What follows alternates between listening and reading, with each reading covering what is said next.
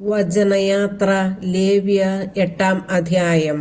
പുരോഹിതാഭിഷേകം. കർത്താവ് മോശയോട് അരുളിച്ചെയ്തു, വസ്ത്രങ്ങൾ, അഭിഷേക തൈലം, പാപപരിഹാര ബലിക്കുള്ള കാള, 2 മുട്ടാടുകൾ, 1 കുട്ട പുളിപ്പില്ലാത്ത അപ്പം എന്നിവയോടുകൂടി അഹറോനെയും പുത്രന്മാരെയും കൊണ്ടുവരിക. സമാഗമ കൂടാരത്തിന്റെ വാതിൽക്കൽ സമൂഹത്തെ ഒന്നിച്ചുകൂട്ടുക. കർത്താവ് കൽപ്പിച്ചതുപോലെ മോശ ചെയ്തു. സമാഗമ കൂടാരത്തിന്റെ വാതിൽക്കൽ സമൂഹത്തെ ഒന്നിച്ചുകൂട്ടി. അപ്പോൾ മോശ സമൂഹത്തോട് പറഞ്ഞു, ഇങ്ങനെ ചെയ്യണമെന്നാണ് കർത്താവ് കൽപ്പിച്ചത്. അനന്തരം മോശ അഹറോനെയും പുത്രന്മാരെയും മുൻപോട്ട് കൊണ്ടുവന്ന് അവരെ വെള്ളം കൊണ്ട് കഴുകി. അഹറോനെ കുപ്പായമണിയിച്ച് അരപ്പട്ട കെട്ടി മേലങ്കി ധരിപ്പിച്ചു. അതിനു മീതെ എഫോദ് അണിയിച്ചു. എഫോദിന്റെ വിദഗ്ധമായി നെയ്തെടുത്ത പട്ട അവന്റെ അരയിൽ ചുറ്റി. പിന്നീട് ഉരസ്ത്രാണം ധരിപ്പിച്ചു. അതിൽ ഉറീമും തുമ്മീമും നിക്ഷേപിച്ചു. തലപ്പാവ് ധരിപ്പിച്ച് അതിന്റെ മുൻവശത്തായി കർത്താവ് കൽപ്പിച്ചിരുന്നതുപോലെ വിശുദ്ധ കിരീടമായ പൊൻതകിട് ചാർത്തി. അനന്തരം അഭിഷേക തൈലമെടുത്ത് കൂടാരവും അതിലുള്ളതൊക്കെയും അഭിഷേകം ചെയ്ത് വിശുദ്ധീകരിച്ച് അതിൽ നിന്ന് കുറച്ചെടുത്ത് ബലിപീഠത്തിൽ 7 പ്രാവശ്യം തെളിച്ചു. ബലിപീഠവും അതിൻ്റെ എല്ലാ ഉപകരണങ്ങളും ഷാളന പാത്രവും അതിൻ്റെ ചുവടും അഭിഷേകം ചെയ്ത് വിശുദ്ധീകരിച്ചു. പിന്നീട് ശിരസിൽ തൈലാഭിഷേകം ചെയ്ത് അഹറോനെ വിശുദ്ധീകരിച്ചു.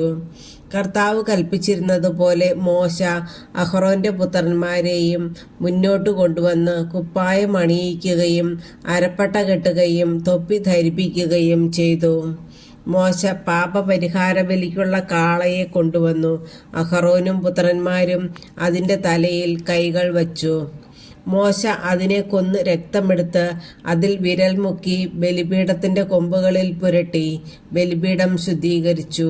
ബാക്കി രക്തം ബലിപീഠത്തിന്റെ ചുവട്ടിലൊഴിച്ചു. അങ്ങനെ ബലിപീഠം ശുദ്ധി ചെയ്ത് പരിഹാരകർമ്മത്തിന് സജ്ജമാക്കി. ആന്തരിക അവയവങ്ങളിന്മേലുണ്ടായിരുന്ന മേധസ് മുഴുവനും, കരളിന്മേലുണ്ടായിരുന്ന നെയ്വലയും 2 വൃക്കകളും അവയുടെ മേധസ്സുമെടുത്ത് ബലിപീഠത്തിൽ വെച്ച് ദഹിപ്പിച്ചു. എന്നാൽ കാളയെ, അതിൻ്റെ തോൽ, മാംസം, ചാണകം എന്നിവ കർത്താവ് മോശയോട് കൽപ്പിച്ചിരുന്നതുപോലെ കൂടാരത്തിന് വെളിയിൽ വച്ചാണ് ദഹിപ്പിച്ചത്. ദഹനബലിക്കുള്ള മുട്ടാടിനെ അവൻ കൊണ്ടുവന്നു.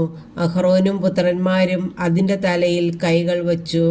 മോശ അതിനെ കൊന്ന് രക്തം ബലിപീഠത്തിന് ചുറ്റും ഒഴിച്ചു.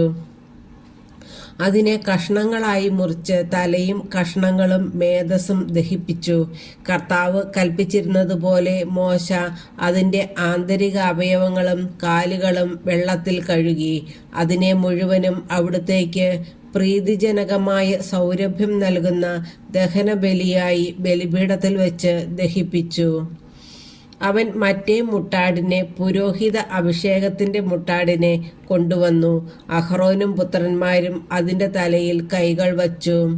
മോശ അതിനെ കൊന്ന് കുറെ രക്തമെടുത്ത് അഹ്റോന്റെ വലത്ത് ചെവിയുടെ അഗ്രത്തിലും വലത്ത് കൈയുടെ തള്ളവിരലിലും വലത്ത് കാലിന്റെ പെരുവിരലിലും പുരട്ടി.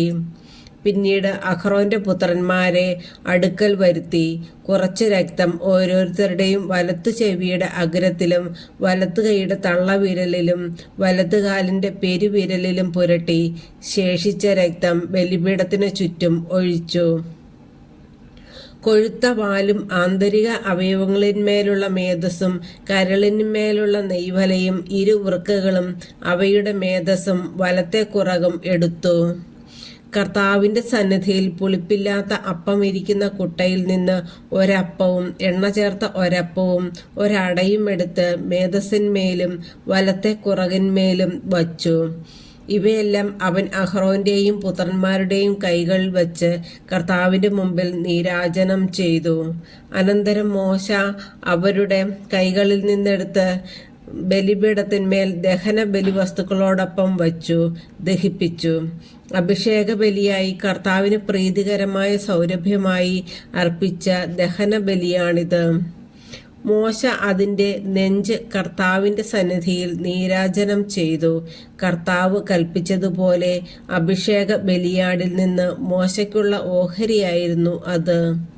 അനന്തരം മോശ കുറച്ച് അഭിഷേക തൈലവും ബലിപീഠത്തിന്മേലുള്ള രക്തവും എടുത്ത് അഹറോന്റെയും അവൻ്റെ വസ്ത്രങ്ങളുടെയും മേലും പുത്രന്മാരുടെയും അവരുടെ വസ്ത്രങ്ങളുടെയും മേലും തളിച്ചു.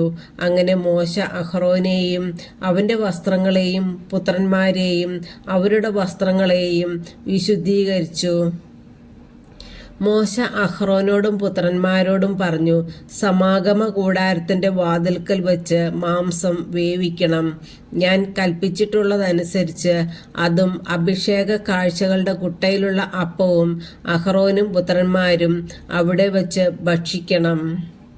ശേഷിക്കുന്ന അപ്പവും മാംസവും തീയിൽ ദഹിപ്പിക്കണം. അഭിഷേകത്തിൻ്റെ ദിവസങ്ങൾ തീരുന്നതുവരെ 7 ദിവസത്തേക്ക് സമാഗമ കൂടാരത്തിൻ്റെ വാതിൽക്കൽ നിന്ന് പുറത്തു പോകരുത്. എന്തെന്നാൽ അഭിഷേകത്തിന് 7 ദിവസം വേണം. ഇന്ന് ചെയ്തത് കർത്താവിൻ്റെ കൽപ്പനയനുസരിച്ച് നിങ്ങളുടെ പാപങ്ങളുടെ പരിഹാരത്തിനു വേണ്ടിയാണ്. ആകയാൽ കർത്താവിൻ്റെ കൽപ്പനകൾ കാത്തുകൊണ്ട് 7 ദിവസം രാവും പകലും നിങ്ങൾ സമാഗമ കൂടാരത്തിൻ്റെ വാതിൽക്കൽ കഴിയുവിൻ, അല്ലെങ്കിൽ നിങ്ങൾ മരിക്കും. എന്തെന്നാൽ ഇങ്ങനെയാണ് കർത്താവ് എന്നോട് കൽപ്പിച്ചിരിക്കുന്നത്. മോശ വഴി കർത്താവ് കൽപ്പിച്ചിരുന്നതെല്ലാം അഹ്റോനും പുത്രന്മാരും നിറവേറ്റി.